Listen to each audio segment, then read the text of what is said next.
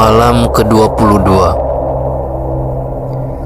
Pada malam ke-22, Syahrajat melanjutkan kisahnya. Jin Ifrit itu melanjutkan cerita yang dituturkannya kepada jin betina. Dia berkata bahwa setelah mengucapkan sumpahnya, Sultan Mesir itu segera memanggil salah seorang perawat kuda yang bongkok. Si perawat itu begitu buruk rupa karena dia memiliki punuk di depan dan di belakang tubuhnya. Setibanya si perawat kuda yang bongkok itu di hadapan Sultan, Sultan yang lalim itu langsung menikahkan si bongkok dengan putri wazir. Yang cantik jelita itu secara paksa seraya memerintahkan si bongkok untuk langsung menggauli istrinya malam itu juga. Ifrit lalu berkata kepada jin betina itu bahwa ketika dia meninggalkan si bongkok, pada saat itu si bongkok sedang mandi dan di pintu kamar mandi telah menunggu budak-budak Sultan sambil meneriakkan ejekan kepadanya. Jin Ifrit itu lalu mengakhiri penuturannya dengan berkata kepada jin betina, "Saudariku, sungguh aku tidak pernah melihat orang yang lebih jelek dari si perawat kuda yang bongkok itu. Sebagaimana aku juga tidak pernah melihat perempuan yang lebih cantik dari putri sang menteri itu." Jin betina itu berkata, "Sungguh engkau berdusta, karena aku rasa tak ada manusia yang lebih sedap dipandang dibandingkan pemuda ini." Namun Ifrit tetap pada pendapatnya. Demi Allah, gadis itu lebih sedap dipandang dibandingkan pemuda ini. Ia tentu hanya pantas disandingkan dengan pemuda ini karena bisa jadi mereka sebenarnya adalah kakak beradik atau dua orang saudara sepupu. Malang benar gadis itu jika ia sampai menikah dengan si bongkok. Jin betina itu akhirnya mengajukan sebuah usul. "Baiklah kalau begitu, lebih baik kita bawa saja pemuda ini ke Mesir untuk dibandingkan dengan gadis yang kau sebut-sebut itu, agar kita tahu mana di antara mereka yang lebih sedap dipandang." "Baiklah, aku setuju. Pendapatmu memang jitu dan biarkan aku saja yang menerbangkan pemuda ini," ujar Ifrit. Maka Ifrit pun mengangkat Hasan yang masih tidur dan menerbangkannya ke Mesir dengan diikuti oleh jin betina. Sampai di sebuah teras, Ifrit meletakkan tubuh Hasan. Hasan pun terbangun dari tidurnya. Sambil menoleh ke kanan dan ke kiri, Hasan berdiri seperti orang linglung. Hasan bertanya kepada dirinya sendiri, bagaimana dia bisa berada di tempat asing itu? Padahal sebelumnya dia sedang tidur di pusaran ayahandanya.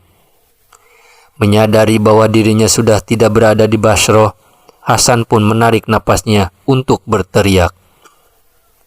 Tiba-tiba muncul Ifrit dengan membawa sebatang lilin yang menyala. Ifrit berkata kepada Hasan, "Hai pemuda, sesungguhnya akulah yang telah membawamu ke tempat ini, karena aku akan berbuat sebuah kebaikan untukmu. Sekarang bawalah lilin ini dan berjalanlah ke dekat tempat pemandian itu, lalu berbaurlah bersama orang-orang di sana. Ikutilah mereka ketika masuk ke dalam ruang pernikahan dan usahakan agar kau dapat berada tepat di sisi mempelai pria yang bongkok itu. Ketika para perias dan bidu wanita mulai berdatangan, rogohlah saku bajumu dan berikanlah setiap orang yang mendekatimu dengan segenggam emas. Engkau tak usah memikirkan dari mana emas di dalam saku bajumu itu, karena emas itu berasal dari kekuatan yang Allah berikan kepada hambanya." Setelah mendengar penjelasan Ifrit, Hasan Badruddin berjalan mendekati pemandian sambil membawa lilin. Si bongkok telah menaiki seekor kuda. Hasan berbaur dengan orang-orang yang mengiringi mempelai pria. Penampilannya tampak menonjol karena dia mengenakan surban dan pakaiannya yang sangat mewah. Apalagi setiap orang yang mendekatinya, Hasan segera memberi orang itu dengan segenggam emas. Orang-orang yang menyaksikan pemuda kaya raya dan tampan itu tentu takjub dengan apa yang dilakukan Hasan. Setibanya rombongan mempelai pria di rumah sang menteri, yang tak lain adalah Samsudin, paman Hasan Badruddin, ternyata para penjaga di istana kementerian itu hanya mengizinkan orang-orang tertentu saja yang dibolehkan masuk ke dalam ruangan pernikahan. Pada saat itulah para prias dan biduanita yang terpesona dengan kekayaan Hasan sama berseru, "Kami tidak akan masuk ke dalam, kecuali pemuda ini diperbolehkan masuk. Karena kami sungguh takjub dengan ketampanannya, dan pesta pernikahan ini akan terasa kurang tanpa kehadirannya." Akhirnya Hasan diizinkan untuk masuk ke ruangan pesta, dan bukan hanya itu saja, ia juga minta duduk di samping mempelai pria yang bongkok itu. Pernikahan segera dimulai. Dengan mengenggam lilin yang menyala, para istri pembesar dan pejabat telah berjajar rapi di kiri dan kanan. Dimulai dari pelaminan, harus memanjang sampai ke depan pintu ruangan. Ketika para perempuan itu melihat ketampanan Hasan Badruddin yang duduk di samping mempelai pria dengan wajah bersinar seperti bulan purnama, para perempuan itu begitu terpesona pada ketampanan Hasan. Kepada seluruh perempuan yang hadir di tempat itu, para biduanita berkata, "Wahai perempuan sekalian, ketahuilah bahwa pemuda tampan ini telah memberi kami emas yang begitu banyak. Oleh sebab itu, jangan halangi kami untuk melayaninya serta mematuhi perintahnya." Maka Hasan pun segera dikerumuni oleh perempuan-perempuan itu sambil memegang lilin. Mereka benar-benar takjub melihat paras Hasan yang merupawan, sampai-sampai banyak dari perempuan itu yang berharap untuk dapat melayani pemuda tampan itu barang setahun, sebulan, atau sehari. Sambil membuka cadar yang menutupi wajah mereka, para perempuan itu berkata, "Sungguh beruntung orang yang mendapatkan pemuda ini." Kemudian para pemuda itu mengejek si bongkok dan orang yang memaksanya untuk menikah dengan putri menteri yang cantik jelita. Setiap kali para perempuan itu memuji Hasan Badruddin, pada saat itu pula mereka mengejek si bongkok. Para biduanita mulai memukul rebana dan para prias telah mengelilingi mempelai perempuan putri sang menteri. Para prias itu kemudian memberi minyak wangi dan harum-haruman kepada sang putri. Rambut putri menteri Samsudin mulai dihias dan padanya juga dipakaikan pakaian dan perhiasan pengantin yang mewah, yang biasa dikenakan oleh kalangan dekat istana. Baju pengantin yang dikenakan oleh sang putri adalah sebuah baju berenda yang disulam dengan sulaman benang emas yang berbentuk motif bintang dan burung. Sementara di leher sang putri melingkar sebuah kalung permata yang gemerlapan. Dengan semua perhiasan itu, sang mempelai perempuan tampak seperti bulan purnama. Bahkan jika dilihat dari depan, sang putri benar-benar tampak bagaikan bidadari yang turun dari kayangan. Penampilan Putri Samsudin malam itu benar-benar membuat perempuan-perempuan di sekelilingnya laksana bintang gemintang yang mengelilingi bulan purnama di malam yang cerah. Sementara di sisi lain tampak Hasan Badruddin Al-Basri duduk dengan ratusan pasang mata terus memperhatikannya. Tak berapa lama kemudian masuklah mempelai perempuan dan si bongkok segera berdiri untuk menyambutnya. Tanpa dinyana, sang mempelai perempuan ternyata tidak berjalan ke arah si bongkok. Ia justru mendekati Hasan Badruddin. Maka semua yang hadir pun tertawa ketika melihat kejadian itu. Sementara Hasan sendiri seperti sebelumnya kembali memasukkan tangannya ke dalam saku bajunya untuk mengambil emas yang kemudian dia tebarkan ke arah para biduanita yang sedang bernyanyi. Melihat berkeping-keping emas dilemparkan ke arah mereka, para biduanita itu semakin gembira. Kepada Hasan yang pemurah, mereka berkata, "Kami ingin agar Tuan Putri menjadi istri Tuan." Hasan hanya tersenyum mendengar kata-kata itu. Pesta begitu meriah dan gegap gempita, semua mata tertuju pada Hasan Badruddin. Sedangkan si bongkok tak ada satupun yang memedulikannya. Dia duduk sendirian seperti kera kehilangan induknya. Setiap kali ada pembawa lilin yang lewat di dekatnya, dipadamkanlah lilin itu, sehingga si bongkok makin tersudut dalam kegelapan dan hinaan dari mereka yang melihatnya. Tiba-tiba sang mempelai perempuan mengadakan kedua tangannya ke langit seraya memacatkan doa. Ya Allah, jadikanlah pemuda ini sebagai suami hamba dan hindarkan hamba dari si bongkok ini. Setelah mengucapkan itu, para perias pengantin mengumumkan bahwa pesta telah usai dan para hadirin diperkenankan pulang.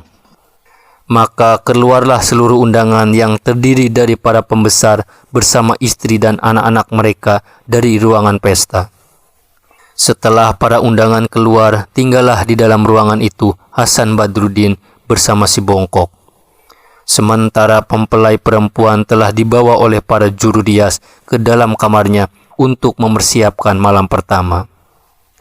Melihat Hasan belum juga keluar dari dalam ruangan, si bongkok mendekatinya dan berkata, "Wahai Tuan, sungguh Tuan telah membuat kami begitu gembira pada malam hari ini. Dan kebaikan Tuan benar-benar membuat kami terkagum-kagum. Tetapi, mengapa Tuan tidak pulang ke rumah Tuan sebelum kami usir?" Hasan tidak menanggapi ucapan si bongkok itu. Ia hanya mengucapkan basmalah, lalu bangkit dari duduknya dan berjalan meninggalkan ruangan pesta. Di luar ruangan, Hasan bertemu dengan Ifrit yang tadi membawanya ke tempat itu. Jin itu berkata, "Hai Hasan, kau jangan pergi kemana-mana. Nanti ketika si bongkok masuk ke dalam kamar kecil, masuklah kau ke dalam kamar mempelai perempuan. Jika kau telah bertemu dengan sang putri, katakan padanya bahwa kaulah suaminya yang sesungguhnya. Karena raja melakukan ini semua tak lain karena baginda ingin memperolok dirinya dengan menikahkannya dengan si bongkok. Setelah itu, segeralah kau peluk dan buka cadar sang putri. Dan kau tidak perlu khawatir akan ada orang yang akan mengganggumu." Ketika pembicaraan antara Hasan Badruddin dan Ifrit hampir selesai, masuklah si bongkok ke dalam kamar kecil dan kemudian duduk di atas jamban. Pada saat si bongkok sedang duduk di atas jamban, tiba-tiba dari dalam kolam kamar kecil itu muncullah Ifrit dalam wujud seekor tikus. Kontan si bongkok berteriak, "Hai tikus keparat, mengapa kau masuk ke tempat ini?" Di luar dugaan, tubuh tikus jadi-jadian itu membesar sampai sebesar kucing, dan kemudian membesar lagi dalam wujud menjadi seekor anjing. Anjing itu menyalak di hadapan si bongkok. Dengan raut wajah ketakutan, si bongkok berseru, "Pergi kau terkutuk!" Namun lagi-lagi tubuh anjing itu membesar dan berubah wujud menjadi seekor keledai. Keledai siluman itu lalu meringik dengan amat kuatnya di hadapan si bongkok. Nyali si bongkok bertambah ciut, lalu dia pun berteriak, "Tolong, tolong!" Seolah tak menghiraukan si bongkok yang makin pucat, keledai di hadapannya itu kembali membesar dan berubah wujud menjadi seekor kerbau. Ifrit yang berubah wujud kerbau itu lalu berkata kepada si bongkok, "Sungguh laknat kau bongkok terkutuk. Apakah dunia ini terlalu sempit untukmu sehingga berani-beraninya kau menikahi kekasihku?" Ditanya seperti itu, si bongkok hanya membisu. "Jawab pertanyaanku, makhluk jelek," hardik sang kerbau. Dengan suara gemetar si bongkok menjawab, "Demi Allah, aku tak tahu apa-apa. Merekalah yang memaksa aku melakukan ini semua. Aku tak pernah tahu jika ternyata calon mempelaiku memiliki seorang kekasih kerbau. Sungguh, aku memohon ampun darimu." Jin Ifrit lalu berkata, "Kalau memang demikian, bersumpahlah atas nama Allah. Jika kau berani meninggalkan tempat ini atau berbicara kepada orang lain sebelum matahari terbit, maka aku akan membunuhmu. Dan ketika matahari telah terbit esok pagi, segeralah kau tinggalkan tempat ini dan jangan kembali untuk selama-lamanya." Setelah berkata demikian, Ifrit merenggut kaki si bongkok dan mengangkat tubuhnya dalam keadaan terbalik. Ifrit itu lalu berkata, aku akan mengawasimu sampai matahari terbit. Jadi, kau jangan coba-coba bergerak." Tak seberapa jauh dari tempat itu, Hasan Badruddin Al-Basri telah masuk ke dalam kamar sang putri, dan muncullah sang mempelai perempuan bersama seorang nenek tua. Nenek tua itu berdiri di ambang pintu dan berseru, "Hai Abu Syihab, bangkit dan sambutlah istrimu." Kemudian nenek tua itu berpaling dan pergi, sedangkan putri sang menteri yang bernama Siti Husnum masuk ke dalam kamar. Dengan perasaan yang hancur, Siti Husnun bergumam dalam hati, "Demi Allah, aku takkan pernah menyerahkan diriku kepada si bongkok buruk rupa itu, meskipun aku harus mati." Ketika Siti Husnun telah sampai di dalam kamarnya, seketika matanya berbinar karena yang dia lihat adalah Hasan Badruddin. Sang putri berkata, "Duhai sayangku, mengapa kau bisa duduk di sini? Sungguh, tadi aku berharap di dalam hatiku semoga kau dan si bongkok itu mau menggauliku sekaligus." Hasan Badruddin berkata, "Bagaimana mungkin si bongkok itu dapat berbagi denganku untuk menggauli dirimu?" Siti Husnun menjawab, "Bukankah dia suamiku yang sah?" Hasan Badruddin menyaut, "Sayangku, semua yang kami lakukan pada si bongkok itu tak lain hanyalah untuk mengolok-ngoloknya. Tidakkah tadi kau melihat bagaimana para perias, biduanita dan seluruh keluargamu begitu khawatir akan kemalangan yang mungkin menimpa dirimu setelah menikah dengan si bongkok itu? Namun kau tak usah resah, karena ayahmu telah membayar 10 dinar kepada si bongkok agar ia menyingkir, dan si buruk rupa itu pun langsung menyingkir." Ketika Siti Husnun menyadari segala kebaikan yang dilakukan oleh Hasan Badruddin, ia pun merasa gembira dan tertawa manja seraya berkata, "Demi Allah, sungguh telah kau padamkan api yang akan membakar tubuhku. Maka demi nama Allah, kuserahkan diriku padamu dan terimalah aku dalam pelukanmu." Sambil melepaskan pakaian yang dikenakannya, Siti Husnun mendekat ke arah suaminya. Hasan Badruddin tak kuasa menahan naluri kelakiannya ketika melihat tubuh Siti Husnun yang putih bersih. Hasan Badruddin melepas surban yang menutupi kepalanya dan kemudian melepaskan pakaiannya yang mewah. Malam itu Hasan Badruddin dan Siti Husnun tenggelam dalam kebahagiaan malam pertama sebagai suami istri. Ketika Hasan Badruddin Al-Basri sedang asik dengan istrinya Siti Husnun, Jin Ifrit berkata kepada jin betina, "Segeralah kau angkat pemuda itu untuk kita kembalikan dia ke tempatnya semula sebelum pagi tiba. Waktu kita hampir habis." Jin betina itu segera masuk ke dalam kamar Hasan Badruddin yang rupanya telah tertidur. Jin betina itu segera mengangkat tubuh Hasan Badruddin yang hanya mengenakan pakaian sekedarnya untuk dibawa terbang dengan didampingi oleh Jin Ifrit. Ketika kedua jin itu sedang terbang, atas perkenan Allah, ada satu malaikat yang melemparkan meteor ke arah Jin Ifrit sehingga jin itu terbakar.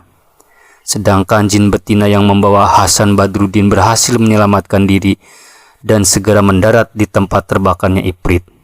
Dia tak berani melanjutkan perjalanan karena khawatir kalau dirinya juga akan tertimpa bahaya. Ternyata tempat mendaratnya Hasan Badruddin pada saat itu adalah di kota Damaskus, Syria. Setelah jin betina itu meletakkan tubuh Hasan Badruddin di depan salah satu gerbang kota, jin itu pun segera terbang lagi.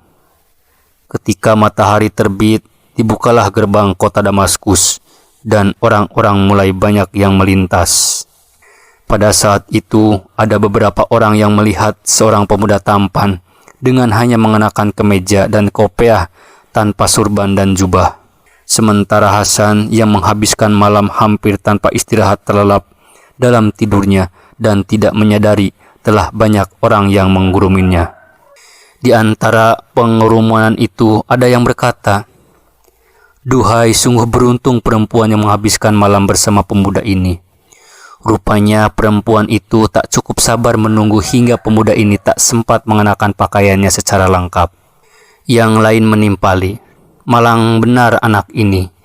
Kiranya dia semalam pulang dari kedai minuman dalam keadaan mabuk sehingga tersesat dan tiba di gerbang ini dalam keadaan sudah terkunci sehingga dia tertidur di tempat ini.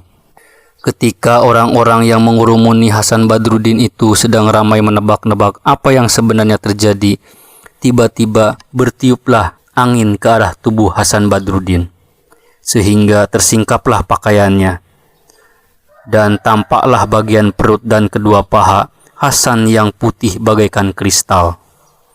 Karena merasa takjub melihat kulit Hasan yang putih mulus itu, kontan orang-orang yang menggurumuninya riuh mengucapkan kata-kata pujian sehingga membangunkan Hasan dari tidur lelapnya. Seraya terkejut karena mengetahui dirinya telah berada di gerbang sebuah kota, Hasan Badruddin bertanya kepada orang-orang yang mengurumuninya, "Di mana aku sebenarnya? Dan mengapa kalian mengurumuni aku? Pagi tadi seusai salat subuh, kami menemukan kau tertidur di depan gerbang ini.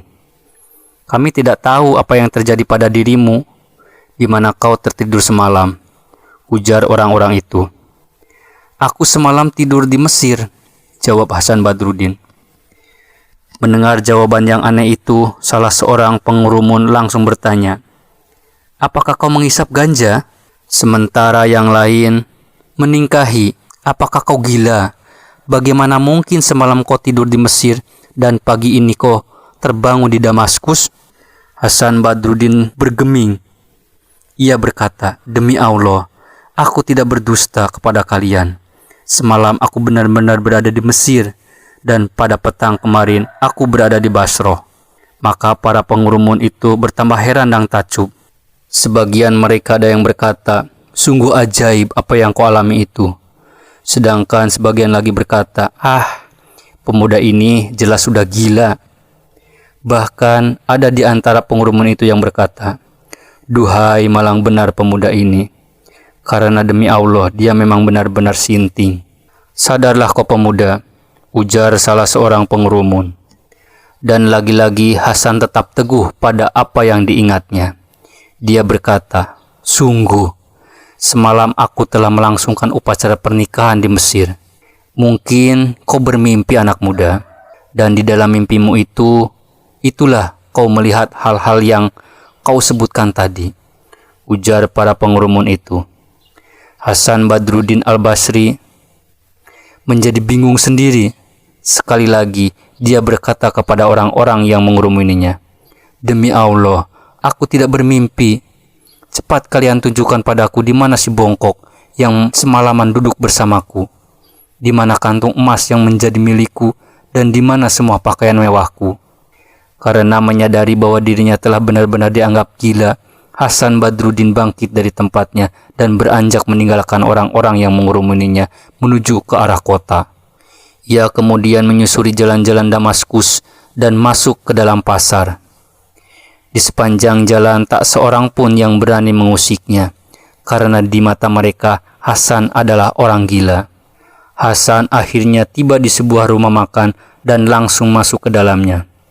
Di dalam rumah makan itu orang-orang segera menyingkir karena takut kepada Hasan, si orang gila. Namun tidak demikian halnya dengan juru masak pemilik rumah makan itu. Karena rupanya setelah melihat Hasan Badruddin, sang juru masak menyukai pemuda sinting yang memasuki rumah makan miliknya. Sang juru masak bertanya kepada Hasan Badruddin, "Hai pemuda, dari mana asalmu dan apa yang terjadi pada dirimu? Karena dalam pandanganku kau lebih mulia dibandingkan aku." Hasan Badruddin kemudian menceritakan semua yang dialaminya. Setelah mendengar penuturan Hasan Badruddin, juru masak itu berkata, "Wahai Hasan, sadarilah bahwa apa yang kau alami itu benar-benar sebuah kejadian yang luar biasa dan aneh. Oleh sebab itu, jangan kau ceritakan pengalamanmu itu kepada siapapun sampai Allah memberimu jalan keluar. Sementara ini, tinggallah kau bersamaku sebagai anakku. Karena kebetulan aku tidak mempunyai putra." "Baiklah kalau begitu," jawab Hasan Badruddin. Tak lama kemudian sang juru masak pergi ke pasar untuk membeli pakaian yang indah-indah untuk diberikan kepada Hasan Badruddin. Juru masak itu juga menghadap kepada hakim untuk menetapkan status Hasan Badruddin sebagai putranya. Sehingga sejak saat itu Hasan Badruddin mulai dikenal di kota Damaskus sebagai putra sang juru masak. Kita tinggalkan dulu Hasan Badruddin dan ayah angkat barunya. Kini kita kembali pada Siti Husnun, istri Hasan Badruddin. Pada keesokan harinya, ketika Siti Husnun terbangun dari tidurnya, ia tidak menemukan Hasan Badruddin di dalam kamar. Siti Husnun mengira Hasan Badruddin sedang berada di dalam kamar kecil. Di saat Siti Husnun sedang menunggu suaminya keluar dari kamar kecil, muncullah ayahnya Samsudin dengan muka muram disebabkan tindakan sultan yang telah memaksanya untuk menikahkan putrinya yang cantik dengan seorang juru rawat kuda yang bongkok. Di dalam hati Samsudin bergumam, "Pasti akan kubunuh putriku jika ternyata dia jatuh hati pada si bongkok itu." Sesampainya di depan kamar putrinya, Samsudin berseru, "Hai Siti, keluarlah." "Baik ayah." Siti Husnun keluar dengan wajah berseri-seri. Di hadapan ayahnya dia menghormat dan menampakkan rona wajah penuh kebahagiaan. Ketika melihat keadaan putrinya yang begitu riang, Samsudin berkata, "Hai bodoh, apakah kau gembira karena kau berhasil menikah dengan si bongkok itu?" Mendengar pertanyaan ayahnya itu, Siti Husnun tersenyum lebar, kemudian dia berkata, "Demi Tuhan, sudahlah, sudah cukup ayah, dan semua orang menertawakanku karena aku menikah dengan si bongkok yang derajatnya lebih berat dari kotoran yang menempel di ujung kuku jariku. Kebahagiaanku yang aku rasakan semalam ketika aku tidur bersama suamiku, janganlah ayah ejek aku lagi. Dan jangan sekali-kali ayah menyebutkan nama si bongkok jelek itu di hadapanku." Ketika Samsudin mendengar ucapan putrinya itu, semakin menggelegaklah amarahnya. "Celakalah kau, apa yang kau katakan tadi, ternyata si bongkok memang sudah menidurimu." Siti Husnun berkata, "Demi Allah, sudahlah, jangan ayah sebut-sebutkan lagi si bongkok itu. Allah telah membuat rupa makhluk goblok itu begitu buruk rupa seperti rupa kedua orang tuanya. Jadi janganlah ayah terus memperolok diriku dengan menyebut-nyebut nama jeleknya itu. Karena aku tahu bahwa sebenarnya dialah orang sewaan yang dibayar 10 dinar yang langsung pergi setelah menerima upahnya. Semalam ketika aku masuk ke dalam kamarku, kulihat suamiku duduk setelah para biduanita itu memuji-muji dirinya karena dia memberikan begitu banyak emas kepada mereka. Aku tidur dalam pelukan suamiku itu, seorang suami bertubuh tegap, dengan mata yang tajam dan beralis tebal lagi indah. Semakin tak karuanlah perasaan Samsudin. Ketika ia mendengar penuturan putrinya itu, lalu dia berkata, "Hai perempuan nista, apa yang kau katakan? Apakah kau sudah gila? Ayahanda, mengapa ayah tega menyakitiku dengan terus berpura-pura tidak mengetahui apa yang sebenarnya terjadi?" Siti Husnun menyergah, "Suamiku yang sangat aku cintai itu saat ini sedang berada di dalam kamar kecil." Maka Samsudin segera menuju kamar kecil. Ternyata yang dilihatnya di dalam kamar kecil adalah si bongkok dengan posisi tubuh yang terbalik. Samsudin kehabisan kata-kata. "Hei, bukankah kau si bongkok itu?" Si bongkok tidak menyahut karena dia mengira bahwa yang datang adalah Ifrit yang mengancamnya tadi malam.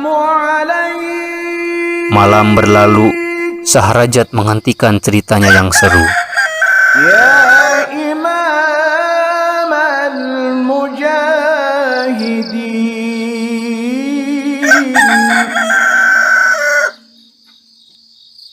Ya Rasulullah,